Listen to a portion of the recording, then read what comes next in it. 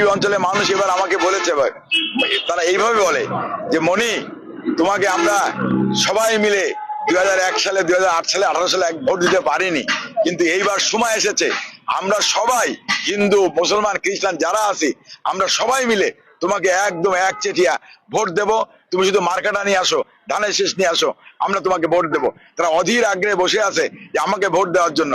আর আজকে কথা আপনারা বলছেন জামাতের প্রার্থীর, আপনারা বিগত দিনে দেখেছেন যে জামাতের প্রার্থীর ভোট কত ছিল, 1000 সামথিং মনে হয়, সম্ভবত 1000 কত ভোট ছিল জামাতের। আর জামাত এইটা একটা ধর্ম ব্যবসা শুরু করেছে। হিন্দু অধ্যুষিত অঞ্চল, তারা মনে করেছে যে হিন্দু প্রার্থী দিলে তারা জিতবে, কিন্তু আমি তো হিন্দুদের মনের কোটায় গেঁথে গিয়েছি। তাদের পূজা পার্বণে 5 তারিখের পরে আমি প্রত্যেকটা ঘরে ঘরে হিন্দুদের বাড়িতে বাড়িতে, তাদের উপাসনালয়, মন্দিরে মন্দিরে ঘুরে বেরিয়েছি।